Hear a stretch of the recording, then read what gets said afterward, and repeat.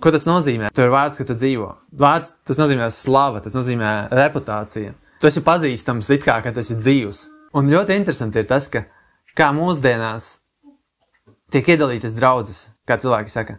Ir tradicionālās draudzes un ir dzīvās draudzes. Ir vārds, ka viņi dzīvo. Un tādas ir ļoti daudz. Un tās ir šīs vasarsvētku harizmātu kustība. Un viņi skaitās dzīvās.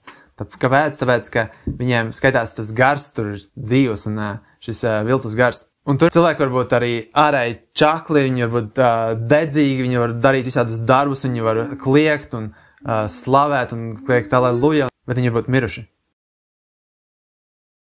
Draudzes eņģelim sardu raksti. Šo saka tas, kam ir 7 dieva gari un 7 zvaigznes. Es zinu tavus darbus, ka tev ir vārds, ka tu dzīvo un esi miris. Esi vērīgs un stiprini lietas, kas paliek, kas ir gatavas mirt, jo es neesmu atradis tavus darbus pilnīgus Dieva priekšā. Tāpēc atceries, kā tu esi saņēmis un dzirdējis, un turi stingri un nožēlo. Tāpēc, ja tu nebūsi nomodā, es nākšu uz tevi kā zaglis, un tu nezināsi, kurā stundā es nākšu uz tevi. Tev ir daži vārdi, proti sardu, kas nav apgānījuši savus apģērbus, un tie staigās ar mani baltā, jo tie ir cienīgi. Tas, kas uzvar, tas tiks apģērbts baltā tērpā, un es neizdeldēšu viņa vārdu no dzīvības grāmatas, bet es atzīšu viņa vārdu sava tēva priekšā un viņa eņģeļu priekšā. Tas, kam ir auss, lai tas dzird, ko tas gars saka draudzēm. Šī ir nākošā draudze, man patiesībā šoreiz aizmirsu nedaudz par viņu papētīt vairāk. Es atceros, ka viņa ir diezgan maza draudze, pilsēta, ja runājam tieši par pilsētu. Šeit varētu apskatīties, viņa ir tālāk, tā jau esam izgājuši šo ceļu, un viņa ir šeit. Atrodas to arī Filadelfijai. Un viņas nosaukums varbūt ir no vienā dārgakmeņa sardas, vai kā citādāk viņa sauc. Un jā, šīs bija 7 draudzes, kurām Jānis rakstīja, un tās bija īstas vēsturiskas draudzes, kuras atradās šajā reģionā. Un to es uzsveru, tāpēc, ka lai mēs varētu mācīties no tā, ka arī mēs esam draudzi, kas atrodas noteiktā reģionā, noteiktā vietā. Tā nav vēstule neeksistējošai universālai draudzei, kas ir pa visu pasauli, kas ir katoļu un protestantu mācībās. Bet tās ir īstas draudzes, kuras sastāv no cilvēkiem, kuri sanāk kopā, un viņi dara vai nedara to, ko Dievs viņiem pavēla. Un tad atkal iesim cauri šīm 7 lietām, ko es katreiz pieminu, ko viņš raksta šīm draudzēm, vai ko Jēzus saka, kas Jānim ir jāraksta šīm draudzēm. Un pirmo lietu, ko viņš saka, saka tas, kam ir 7 dieva gari un 7 zvaigznes. Ja jūs atceraties, tad, kad mēs redzējām Jēzu pirmajā nodaļā, tad šīs lietas viņam bija pieminētas. Ka viņam bija šeit 7 zvaigznes viņa labajā rokā, un arī bija Dieva troņa priekšā bija šie 7 dieva gari. Ja jūs atceraties, tad zvaigznes bija draudžu eņģeļi, un viņš atgādina šeit, ka viņam ir šīs 7 zvaigznes.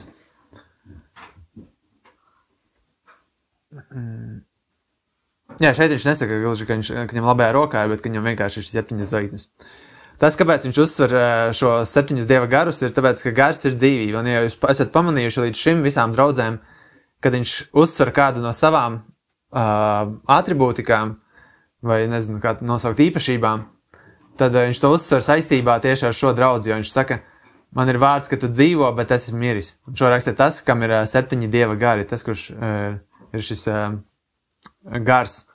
Viņš uzsver savu garīgo būtību, savu dzīvību, arī savu visur klātesību ar dieva garu. Jo šīs 7 dieva gari ir arī tālāk rakstīts, ka tās ir šīs 7 acis, kas ir visā pasaulē, kas redz visu, kas notiek. Un viņš arī uzsver to, ka viņš ir tuvu draudzei, jo viņam ir šīs 7 zvaigznes, 7 draudžu eņģeļi, jeb gani. Un viņš tālāk viņus raksturo un saka, es zinu tavus darbus, ka tev ir vārds, ka tu dzīvo un esi miris. Esi vērīgs un stiprini lietas, kas paliek un kas ir gatavas mirt, jo es neesmu atradis tavus darbus pilnīgus Dieva priekšā. Tālāk arī viņš saka, tev ir daži vārdi, proti sardu, kas nav apgānījuši savus apģērbus. Nu, vēl citas lietas viņš piemin tālāk, bet tad par viņa raksturojumu. Katrai draudzē viņš pastāst, es pazīstu tevi, es zinu tavus darbus un es zinu visu, ko tu dari. Man nekas nav apslēpts, un šeit arī viņš īpaši uzsver, ka viņš ir ar 7 gariem, un viņš izzina visas lietas, jo Dieva gars ir tas, kurš visu izzina. Un te mēs varam mācīties, kādiem mums vajadzētu būt un kādiem mums nevajadzētu būt. Un ja mēs skatāmies uz šo draudzi un arī pēc tam vēl skatīsimies uz 7. Laodiķes draudzi, tas izskatās vissliktāk no visām draudzēm. Kopumā skatoties izskatās diezgan švaki. Jo viņai ir darbi, bet te pašā laikā viņš saka, ka viņi nav pilnīgi. Ka viņiem ir darbi, bet viņi neaizsniedz to, ko Dievs gribētu, lai viņi dara. Jo Dieva darbs jādara pilnīgi. Tas, ko Dievs ir iedevis, tas ir jādara pilnīgi un līdz galam. Ja jūs atceraties, Bībelē Dievs dažkārt ir iedevis cilvēkiem noteiktus uzdevumus, noteiktus darbus, un viņiem tas ir jāizdara līdz galam. Noā bija jāuzbūvē šķirsts, un viņam tas bija jāuzbūvē līdz galam un kārtīgi. Viņš nevarēja uzbūvēt pavirši, viņš nevarēja izlaist kādu soli, kādu detaļu, viņu bija jāizdara pilnīgi. Dievs bija teicis, tāds garums 300 solektis, neatceros, platums varbūt bija 30 vai 50, un kaut kā tā tur bija. Tas garums, augstums, platums, un arī loks jāuztaisa, un noteikta koka, un jāiesmēra ar darbu vai kaut tādu. Viņam tas viss bija jāuztaisa. Viņam viss bija jādara kārtīgi. Un no to izdarīja līdz pašām beigām, un tāpēc arī Dievs viņu svētīja, un nebija tā, ka viņš apstājās pusceļā un aizgāja projām.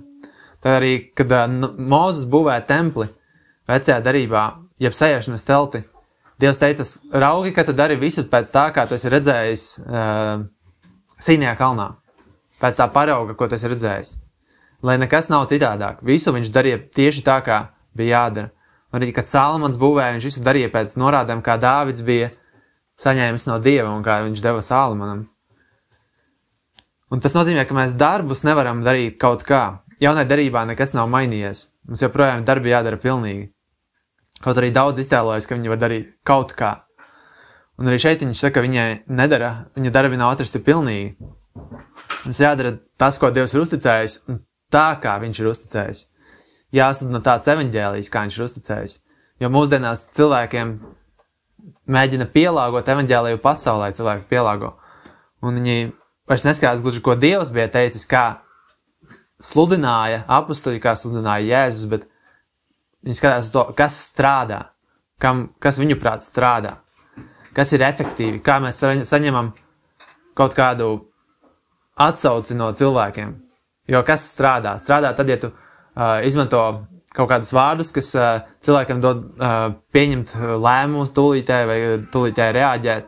Kā piemēram, cilvēkiem parasti prasa, vai tu zini, ka Dievs tevi mīl, un tad viņš saka, varbūt nezinu vai zini, un tad viņi mēģina viņam izstāstīt, ka viņam vienkārši ir jānoskaita lūkšana, un Dievs viņam visu dzīvi viņam uzlabos, un kāpēc nē, kurš gan negrib, lai viņam dzīvi uzlabo, vai arī viņam jāatnāk uz kaut kādu draudzes sapulci, vai viņam kaut kas tam līdzīgs jāizdara. Un arī citādākas lietas vienkārši saka, noskaiti šo lūkšanu pēc manis, un viss būs kārtībā. Un tas ir daudz, tā kā cilvēku acīs, tas ir daudz efektīvāk nekā vienkārši sludināt vārdu, sludināt grēku nožēlu, sludināt par to, ka mēs esam grēkojuši pret Dievu, un tad gaidīt, kad gars darbosies un gars runās uz cilvēku sirdīm. Bet Dieva darbi jādara tā, kā viņš ir atstājis mums. Tā kā viņš mums ir devis arī kristībām, jābūt tādām, kā Dievs devis, un vakarēdienam un visam citam. Un šajā gadījumā mēs skatāmies uz šo draudzi, un viņi saka, ka ir tikai daži vārdi, kas nav apgānījuši apģērbus. Un interesanti, ka viņš zina katru cilvēku. Varbūt tas nav interesanti, bet viņš norāda uz to, ka viņš zina katru cilvēku, viņš pazīst, un viņš zina viņu vārdus, un viņš zina, kuri tie ir, kas nav apgānījuši savus apģērbus. Viņš pazīst viņus, viņš seko tam līdzi. Un šajā gadījumā lielākā daļa draudzes viņi ir sagānījušies. Un tas, kā es to saprotu, tas ir par tā kā, līdzīgi kā vecajā darībā viņiem bija priestera amats, un viņi varēja kalpot uzticīgi šajā priestera amatā, vai arī viņi varēja sagānīt šo amatu. Un, ja mēs lasām Malahijas grāmatu, viņš stāsta par to, kā priesteri ir sagānījuši šo amatu, ka viņi pārkāpt laulību, viņi tur tiesā nepareizi, un viņi krāpjās ar upuriem un vēl kaut ko dara. Un viņš saka, ka viņi ir sagānījuši, viņi nav vairs cienīgi būt ar viņu. Un viņi varbūt ir pestīti, glābti no grēkiem, bet tā pašā laikā viņi ir sagānījušies ar šo pasauli. Arī Korintiešu vēstulē, kā rakstīja, nevis kāds, bet Pāvils rakstīja, ja kāds apgāna Dieva templi, Dievs viņu iznīcinās, jo Dieva templis ir svēts, kas esat jūs. To viņš runāja par to, lai jūsu vidū nav kaut kādi grēki, kuriem nepienākas būt Dieva draudzē. Jo Dieva templis ir svēts, viņam ir jābūt svētam, un ja kāds no jums apgānīs šo templi ar savu ķermeni grēkojot un ienesot draudzē, Dievs viņu iznīcinās. Un Dievs nav mainījies. Tāpat kā vecajā darībā viņš regulāri, negluži regulāri, bet ik pa laikam viņš iznīcināja kādu, kurš acīm redzami pārkāpa viņa pavēles. Piemēram, kāds izgāja sabatā un vāca žagarus. Vai tas Akons paņēma to aizliegto lietu. Vienkārši viņš iznīcināja no to vidus ārā. Vai kādi, kas sacēlās pret kārtību, Kors un citi. Arī jaunajā darībā viņš līdzīgā veidā. Tā, kad Ananija un Safira atnesa to mantu, bet viņi sameloja pret svēto garu, viņš viņus uz vietas nogalināja. Jo viņa nams ir šķīsts, viņa nams ir svēts, un viņš noņem nost. Un arī Korintiešu vēstulē viņš raksta, ka tāpēc, ka viņi nav pārbaudījušies, tāpēc vairāk ir slimi un arī miruši. Ka nav, ka Dievs ir tas, kurš kontrolē, kas ir viņa namā. Nepareizi pateicu kaut ko? Jā, tā kā Dievs ir, viņš saka, ka viņa templis ir svēts, un viņš saka, jūs esat sagānījušies. Un tur lielākā daļa ir sagānījušies. Viņi sagānījuši šo amatu, viņi nav derīgi vairs Dieva darbam, bet viņš saka, ir tādi, kas ir vēl uzticīgi. Un katru reizi es pieminēju šīm draudzēm pretiniekus. Es neteicu, ka visām draudzēm visi šie elementi ietilps, bet šai draudzē nav pretinieku. Un zināt, kāpēc viņai nav pretinieki? Tāpēc, ka viņa ir kompromisā ar pasauli, un to mēs redzēsim arī pēc tam. Viņa ir samaitājusies, viņa ir sagānījusies ar pasauli, viņa ir sajaukusies ar pasauli, un viņai nav noliktas skaidras līnijas, un viņa ir šī sadraudzība. Un tādiem nevar būt pretinieki, jo viņi jau ir draugos ar pasauli, viņi ir saplūduši kopā. Līdzīgi kā arī pēdējā draudzē. Tieši arī pēdējā draudzē, kura arī ir viena no populārākajām, kur ir šī remdenā, kuru, Jēzus saka, izspļaus no mutes, arī viņiem nav pieminēti nevieni pretinieki. Pārējiem ir acīm redzami pieminēti, vai nu jūs atceraties Nikolaīti, vai Sātana sinagogas, vai kādi citi viltus jūdi, viltus apustuļi, kas citi nāk iekšā un piemāna, un arī vajātāji, viņi cieš, un tur Antipas, šis moceklis arī tiek vajāts, un citi tiek vajāti. Jūs atceraties, ir šie pretinieki, bet šai draudzē nav, tāpēc, ka viņa ir saplūdusi kopā, viņa ir sagānījusies, viņa nav svēta nošķīrusies tā, kā tam vajadzētu būt. Un tāpēc viņš saka, man ir kas pret tevi. Un to, ko viņš saka, tev ir vārds, ka tu dzīvo un esi miris. Ko tas nozīmē? Tev ir vārds. Tev ir vārds, ka tu dzīvo. Vārds, tas nozīmē slava, tas nozīmē reputācija. Ka tu esi pazīstams it kā tu esi dzīvs. Un ļoti interesanti ir tas, ka kā mūsdienās tiek iedalītas draudzes. Varbūt esat pamanījuši, kā cilvēki saka. Ir tradicionālās draudzes un ir dzīvās draudzes. Ir vārds, ka viņi dzīvo. Un tādas ir ļoti daudz. Un tās ir šīs vasarsvētku harizmātu kustība. Un viņi skaitās dzīvās. Kāpēc? Tāpēc, ka viņiem skaitās tas gars, tur ir dzīvs un šis viltus gars. Un tur ir cilvēki varbūt arī ārēji čakli, viņi varbūt dedzīgi, viņi var darīt visādus darbus, viņi var kliegt un slavēt un kliegt aleluja un visu kaut ko un tam līdzīgi. Bet viņi varbūt miruši. Viņš saka, tev ir vārds, ka tu dzīvo, bet tu esi miris. Viņi var būt smaidīgi un pozitīvi noskaņoti un visu kaut ko darīt, bet viņš saka, ka tu esi miris. Varbūt vēl citi saka, ka viņi dzīvo, ja viņi ir vārds, ka viņi dzīvo. Varbūt no malas cilvēkiem saka, tā gan ir varena draudze, kā viņi slavē Dievu, kā viņi dara labas lietas. Varbūt viņi paši saka, ka viņi dzīvo. Bet viņi saka, tas, ko es saku, jūs esat miruši. Tev ir vārds, ka tu dzīvo, bet tu esi miris. Un šeit viņš vairs neuzsver nekādas maldu mācības, jo iespējams tādas arī bija. Varbūt arī nav, bet es pieņemu, ka bija. Bet tas, ko viņš uzsver, pašu svarīgāko lietu, ka viņi ir panīkuši, viņiem ir pagrimums, viņiem ir apātija, viņi iet uz beigām. Jo viņš saka, esi vērīgs un stiprini lietas, kas paliek, kas ir gatavas mirt.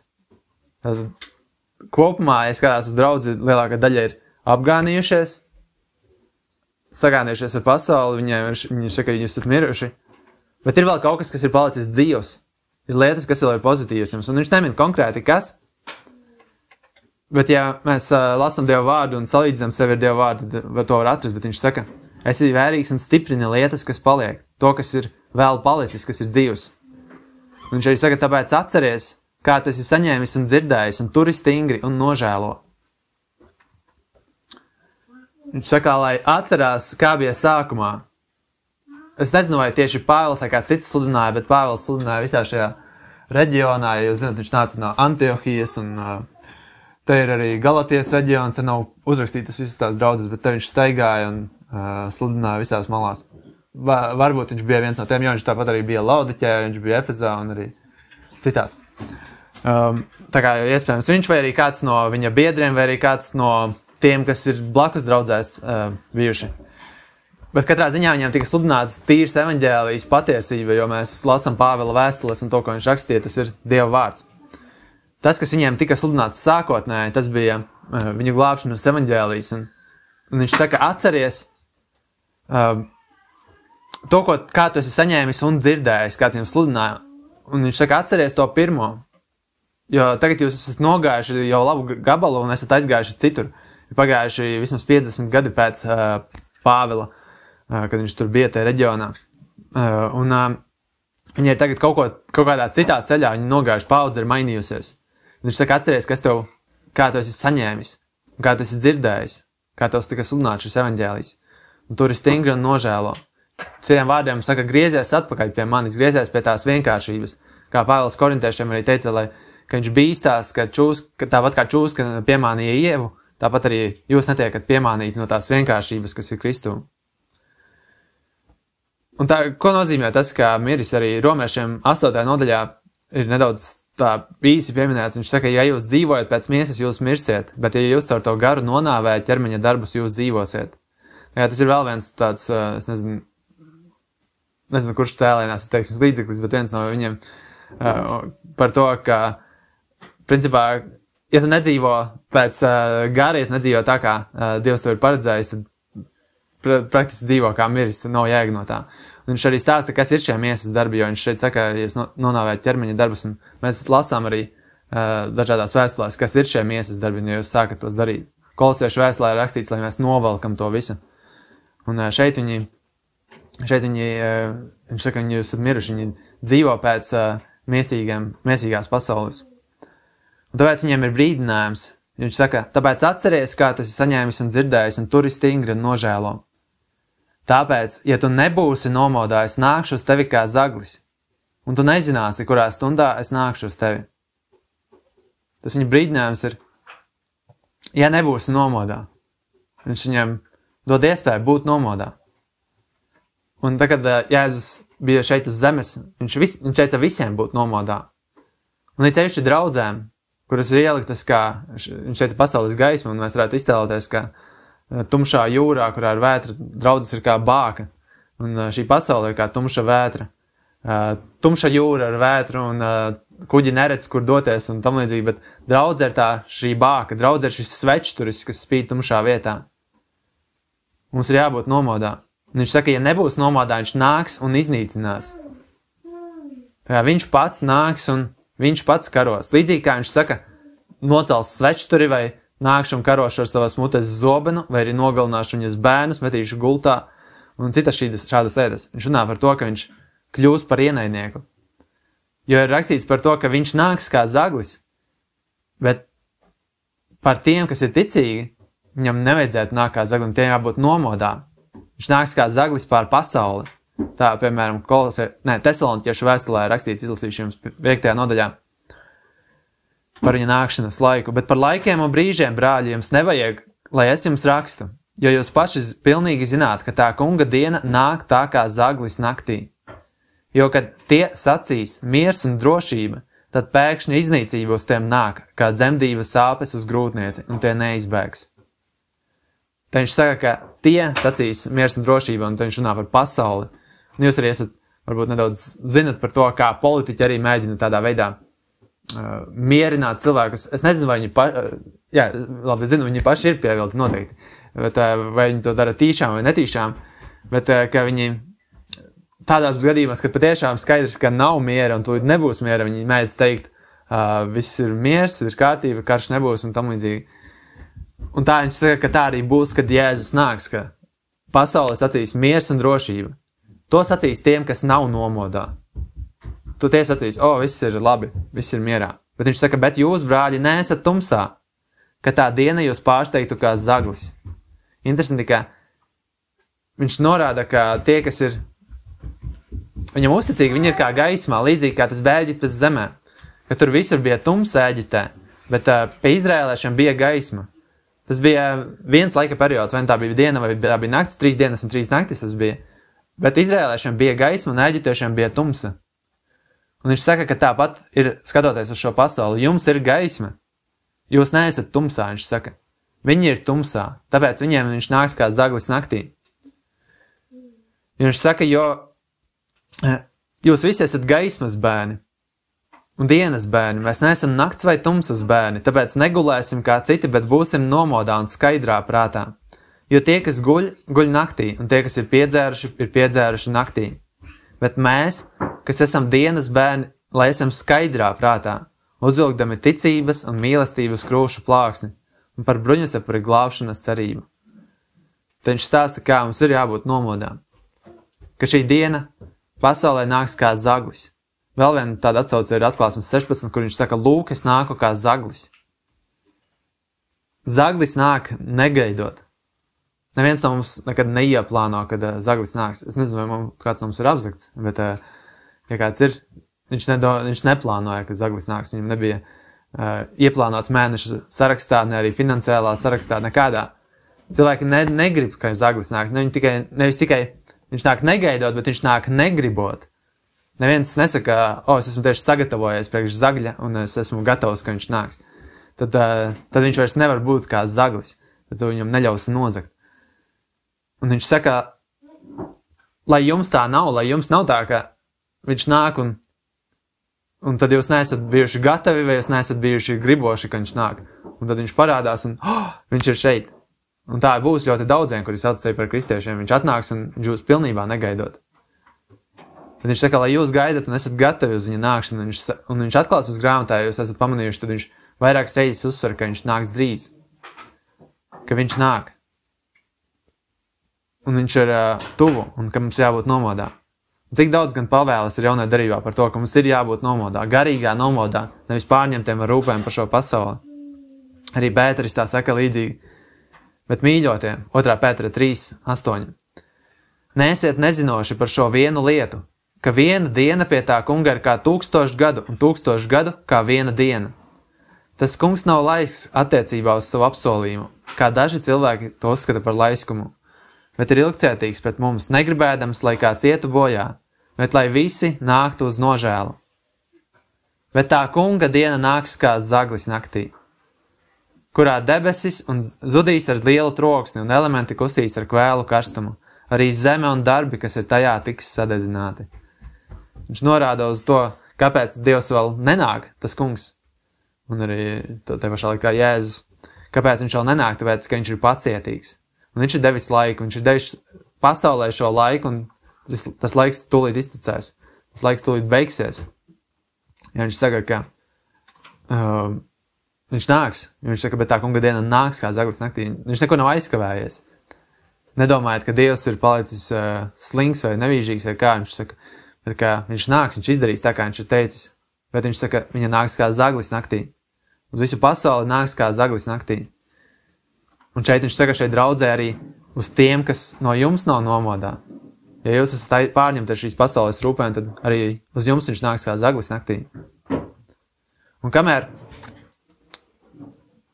tie, kas pēc miesas kalpo Dievam, tie, kas domā, kā izpatikt miesīgi Dievam, un kuri ir aizmiguši un kuri ir iegrimuši apātijā savās tradīcijās un rituālos, kamēr pār viņiem nāks kā zaglis, mums ir jābūt nomodā. Mums ir jābūt tiem, kas gaida viņu. Un tas arī iet kopā ar to, ko viņš saka šajā apsolījumā. Ko viņš saka, tev ir daži vārdi, proti sardu, kas nav apgānījuši savus apģērbus, un tie staigās ar mani baltā, jo tie ir cienīgi. Tas, kas uzvar, tas tiks apģērbts baltā tērpā, un es neizdaldēšu viņa vārdu no dzīvības grāmatas, bet es atzīšu viņa vārdu sava tēva priekšā un viņa eņģeļa priekšā. Un mēs redzam, ka Jēzus tomēr, lai arī viņš, kāds cits skatītos uz šo draudzi, un viņš norakstītu viņu. Viņa ir pilnīgi garām, tur nekā nav. Jēzum rūp viņa šī draudze, jo tā joprojām ir viņa draudze, lai arī cik zemu viņa ir kritusi. Viņš viņu brīdina, viņš viņu aicina, viņš viņu skubina, un viņš arī mierina tos, kas tur vēl ir palikuši. Tos, kas ir uzticīgi starp viņiem, jo viņš saka, ir vēl daži vārdi, kurus es pazīstu. Un viņš viņiem saka, lai viņi raugās uz viņu, lai viņi gaida uz viņu. Jo viņš saka, viņš neizdeldēs viņu vārdu no dzīves grāmatas, bet to atzīs tev priekšā. Un otru lietu, ko viņš saka, ka viņi varēs staigāt ar viņu baltā tērpā. Viņš ne tikai neizdeldēs šo vārdu, jo jūs zināt, ka tie, kas ir glābti, tiem ir rakstīts vārds dzīves grāmatā, bet viņš atzīs tev priekšā, tad viņš dod vēl papildus drošību, papildus lietu, ka ne tikai viņa vārds būs dzīves grāmatā, bet ka viņš vēl atzīs tev priekšā. Jo, ja mēs lasām uzmanīgi jauno darību, nav teikts, ka viņš visus vārdus atzīs tev priekšā, bet tas ir līdzīgā veidā, kā kad līgavainis varbūt stādītu savu tēvu priekšā, šī ir mana līgava, šī ir mana uzticīgā līgava. Ja es izlasīšu jums dažas raksturvietas, un jūs varat pamanīsiet to, ka te ir runāts par to, ka tu esi publiski gatavs liecināt par Jēzu un arī publiski gatavs mirt. Jo ļoti daudzi cilvēki ir gājuši cauri šim pārbaudījumam, ka viņi ir ticīgi, viņi ir glābti no grēkiem, bet kad viņiem tiek nolikts priekšā diezgan grūts pārbaudījums, un viņiem saka, noliedz Jēzu, vai arī pat viņiem neprasa noliegt Jēzu, bet viņi vienkārši noklusē, neatzīst viņu. Neatzīst, ka Jēzus ir viņa kungs, neatzīst, ka viņš ir viņu glābējs. Un tādus mēs lasījām šos stāstus par visādām vēsturiskām situācijām, kur varētu teikt, ka viņi tā ir attaisnojama situācija, jo viņi bija nāves priekšā, vai nu mirsti, vai arī noliedz savu kungu, vai arī mirsti. Tā kā, apmēram tā. Un tās lietas, ko es jums izlasīju, ko Jēzus teica, Mateja evaņģēlē, piemēram, viņš saka, tāpēc, kas vien mani atzīs cilvēku priekšā, to arī es atzīšu sava tēva priekšā, kas ir debesī, un arī tur viņš citā vietā viņš saka eņģeļa priekšā, kas ir interesanti. Bet viņš saka, bet kas vien mani nolieks cilvēku priekšā, to arī es noliekšu sava tēva priekšā, kas ir debesī. Nedomājiet, ka es esmu nācis mieru sūtīt uz zemes. Es nenācu sūtīt mieru, bet zobenu. Jo es esmu nācis cilvēku sanaidot pret viņa tēvu un meitu pret viņas māti un vedeklu pret viņas vīra māti. Tā viņš stāsta, ar ko tas iet kopā, atzīšana un noliekšana. Jo tad, ja tu meklē vairāk, lai tev būtu pozitīvas attiecības ar ģimeni, tev bieži vien nāksies nolikt malā savu ticību, savu pārliecību. Ja tu meklēsi, lai tev nebūtu naids Dieva dēļ vai viņa mācības dēļ ar sievu, bērniem, vīra māti, jebkuru no šiem radniekiem, ko viņš nosauca. Ja tu meklēsi vienkārši būt kaut kādā tādā kā puskompromisā, tad tas ir tas pats, kas tu vienkārši nolieksi viņa vārdu. Nebūsi atzinis viņa vārdu. Jo mēs arī jaunajā darībā redzam, ka ir ticīgie, kas nokaunās un neapliecina, un viņi neatzīst publiski.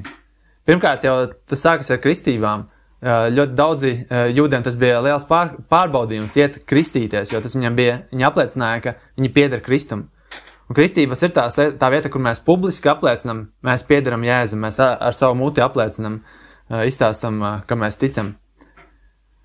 Bet arī pat pirmie apustuļi noliedza Jēzu vienā brīdī. Mēs redzam, Jēzus saka, ka jūs visi mani nodosiet vai nolieksiet. Un viņi saka, ka nē, un pienāk brīdis, un viņi tiešām visi aizbēg. Un arī Pēteris vēl atsevišķi viņu noliedz. Ticīgiem nav neiespējams to izdarīt. Mēs to redzam, ka tas ir ļoti iespējams to izdarīt. Bet es jums izlasīšu vēl dažas raksturvietas, piemēram, kad šis aklais, kurš bija no piedzimis akls, un Jēzus viņu darīja redzīgu. Un tad šie farizēji un visi pārējie prasīja, kā viņš kļuva redzīgs, un tad viņi neticēja, tad viņi prasīja viņa vecākiem, aicināja viņa vecākus, un viņi prasīja, kā viņš kļuva redzīgs. Un viņa vecāki tiem atbildēja, mēs zinām, ka šis ir mūsu dēls un ka viņš piedzima akls, bet kādā veidā viņš tagad redz, mēs nezinām. Vai kurš ir atvēris viņa acis, mēs nezinām. Viņš ir pilngadīgs, prasiet viņam, viņš runās par sevi pašu. Šos vārdus viņa vecāki runāja, tāpēc, ka tie bijās jūdus, jo jūdi bija jau vienojušies, ka ja kāds atzītu, ka viņš bija Kristus, tas tiktu izmests no sinagogas. Tā runā par to, ka publiski bija jāatzīst, ka šis Jēzus, kurš ir, tā viņu sauc Jēzus no Nāceretes, ka viņš ir glābējs, viņš ir Mesija. Viņi publiski to neatzina. Viņi izvairījās, viņi kaut kā veidā novēla atbildību uz savu dēlu, ka viņam ir jārunā, jo viņš ir pilngadīgs. Tāpēc, lai viņi nezaudētu vietu sabiedrībā, arī Jāņa 12 tā rakstīts. Neraugoties uz to, arī starp galvenajiem valdniekiem daudzi ticēja uz viņu. Bet farizēju dēļ tie viņu neatzina, lai viņi netiktu izdzīti no sinagogas. Tad atkal redzam, ka cilvēki ticēja Jēzum, bet viņi baidījās publiski atzīt šo savu ticību. Viņi baidījās publiski liecināt par viņu.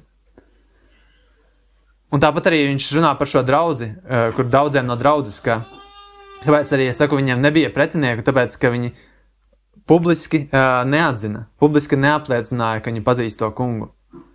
Varbūt ar dedzību, ar kaut kādām ārišķībām, jā, cilvēki var paskatīties, jā, viņi ir dedzīgi kristieši vai kas, bet tā, kad pienāk kaut kāds pārbaudījums vai nopietnas jautājums vai kas, viņš saka, nē, es jau nepazīstu vai nezinu, vai kaut citu. Arī Pāvils saka Timoteja vēstulē, kur viņš viņam deva norādījumus 2. nodaļā, 2. vēstulē, ja mēs ar viņu esam miruši, mēs ar viņu arī dzīvosim.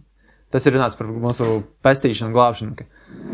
Ja mēs nomirstam, tad mēs arī dzīvojam, jo viņš ir tas, kurš mūs glāb. Viņš ne tikai nomirstam šim grēkam, bet mēs pēc tam arī dzīvojam jaunu dzīvību. Viņš dod mums šo mūžīgo dzīvi, bet pēc tam viņš saka vēl citas lietas. Ja mēs ciešam, mēs ar viņu arī valdīsim. Un tad arī tālāk viņš saka, ja mēs viņu noliedzam, viņš arī mūs nolieks. Vai mēs visi automātiski ciešam? Nē, mēs visi automātiski neciešam. Jo kas tad cieš? Cieš tie, kas dara taisnību, tie, kas čakli uz to.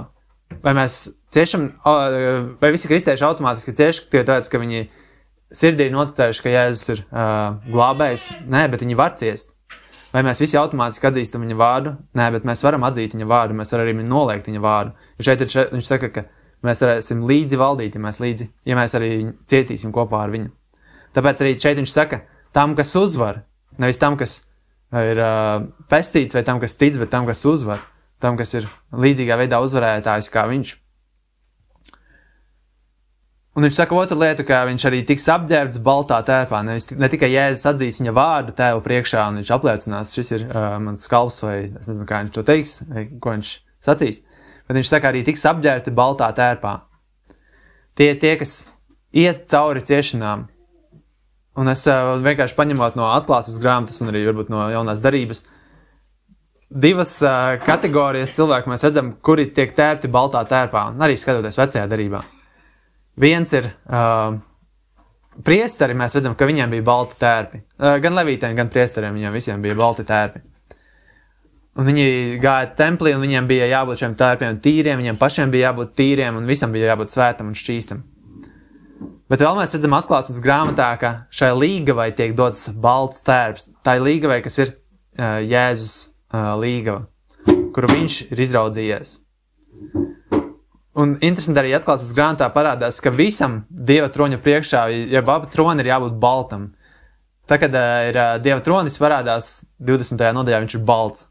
Tad, kad parādās vecēji, kas ap viņi ir baltā tērpā. Eņģeļi, kad parādās, viņi ir balti.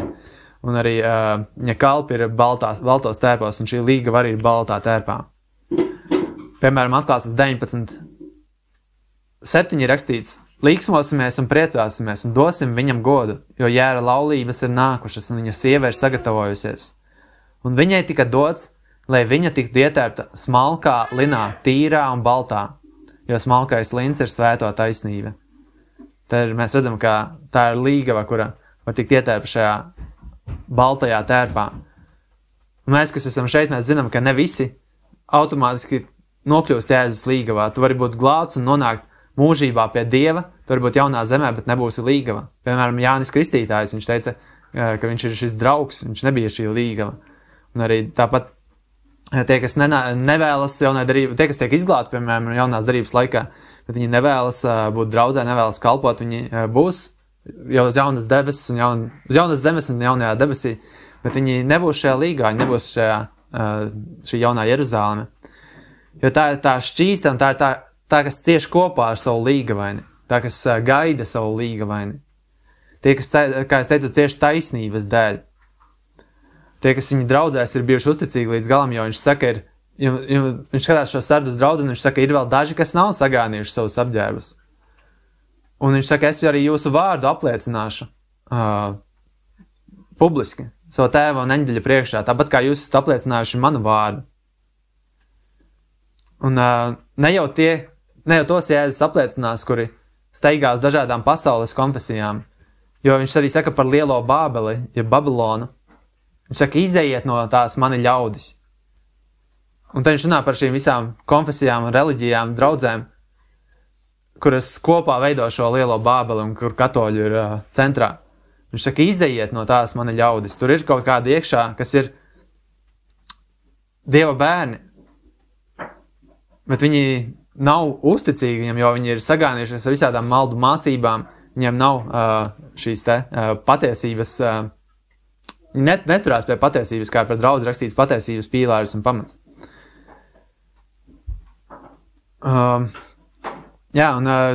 Jēzus nāks pēc tiem, kas ir bijuši viņam uzticīgi. Viņš grib, lai viņa līgava ir uzticīga, un to mēs arī ļoti paši labi saprotam, kad kopš mēs esam glāti, kad mēs nebijām glāti. Mums varbūt tas nebija tik svarīgi, un cilvēkiem pasaulē nav tik svarīgi, lai viņa līgava būtu šķīsta līdz kāzām, vai viņa līgavainis būtu šķīsta līdz kāzām. Bet mums, kas esam glāti, mēs saprotam, cik tas ir svarīgi, ka sieviete nav apgānījusies līdz kāzām, viņa gaida savu līgavaini, ceļšķi viņa ir sadarināta, un mēs esam sadarināti Kristum. Mēs gaidam viņa nākšanu, un līdz tam posmam mums nav vispār nekāda doma par citu, mēs vienkārši gaidam, kad viņš nāks. Mēs esam gatavi viņam, ka viņš nāks mums pakaļ, jo viņš ir apsolījis. Un, ja mēs skatāmies uz pasauli, mēs redzam, ka pasaulē cilvēkam ir gandrīz vienalga, bet mums tā nevajadzētu būt, un mēs redzam, ka Dievam arī tā nav. Viņš nāk pēc tiem, kas ir šķīsti un tiem, kas gaida. Un mēs redzam vēl par šīm baltajām drēbēm, ka tās ir ciešanu drēbes, negluži tā, bet caur ciešanām viņas tiek iegūtas, ciešot kopā ar savu līgavaini, ciešot viņa dēļ. Atklāsmes 6, kur viņš atver 5. zīmogu, un tad viņš redz dvēseles, kas bija nokautas Dieva vārda dēļ un liecības dēļ, ko tie turēja. Ja jūs atceraties, tad grāmatas sākumā es nedaudz pieminēju šīs divas lietas, Dieva vārda dēļ un liecības dēļ, kur viscaur jaunajā darībā tas iet, ka tās ir divas lietas, kas raksturo Dieva ļaudis jaunajā darībā. Viņi tur Dieva vārdu un viņi tur Dieva liecību. Un tad viņi sauca uz to kungu un prasīja, cik ilgi viņš neatrieps viņu asinis. Un tur rakstīts, un ikvienam no tiem tika dotas baltas mantijas. Tad viņam tika doti šie baltie tērpi. Vēl mēs redzam atklāsmes 7. nodaļā līdzīgs stāsts, kur ir milzīgs pūlis no visām tautām, ciltīm, ļaudīm un mēlēm. Viņš stāv troņa priekšā un jēra priekšā, un viņš saka apģērbti ar baltām mantijām un palmām savās rokās. Un tur vēl kaut kādas lietas notiek. Un tad viens no vecējiem viņam sacīja, kas ir šie, kas ir ietērpti baltās mantijās un no kurienes tie nāca. Tā kā viņš gribēja, lai Jānis par to domā, lai Jānis saprot, kas tas ir. Un es viņam sacīju, kungs, tu zini. Un viņš man sacīja, šie ir tie, kas iznāca no lielām bēdām un ir mazgājuši savas mantijas un tās darījuši baltas, jēra asinīs. Tāpēc tie ir Dieva troņa priekšā un viņam kalpo dienu un nakti viņa templī. Un tas, kas sēž uz troņa, mājos starp tiem. Tad mēs redzam jau vairāk, kas atsaucas uz to, ka runāts par tiem, kas ir viņa draudzē, jo draudze ir viņa templis, tie, kas kalpo viņa templī dienu un nakti. Vēl viņš saka, kas iznāca no lielām bēdām, vajāšanām, ciešanām. Un te ir tāds paradoks, ko viņš saka, viņi ir mazgājuši savas drēbes, un viņas ir kļuvušas baltas asinīs. Jūs saprotat, ka fiziski mēs to nevaram izdarīt. Fiziski ar asinīm mēs nevaram izmazgāt un padarīt baltu. Viņš saka, jēra asinīs ir tās, kas šķīsta. Viņas ir tās, kas dara baltu. Viņi mazgāja viņa asinīs. Un tas ir par šo draudzi un tām lietām, ko viņš apsolīja. Tad viņš saka par šo draudzi, ka viņš zina viņas darbus, bet viņa darbi nav pilnīgi. Un tāpēc viņai ir vārds, ka viņa dzīvo, bet viņa ir mirusi. Un viņš saka, nožēlo un stiprina arī tās lietas, kas vēl paliek. Ja nē, es nākšu kā zaglis, un viņa nezinās, kad viņš nāks. Bet tiem, kas vēl ir palikuši uzticīgi, viņš saka, ka viņiem būs balts tērps, un viņš neizdildēs viņu vārdu no dzīves grāmatu, bet atzīs viņu vārdu Tēva priekšā. Un tad viņš arī beigās saka, kam ir auss, tas, lai dzird, ko tas gars saka draudzēm. Ja jūs esat pamanījuši, tad šeit viņš saka, ka kaut vai viena auss, tad lai dzird. Amen.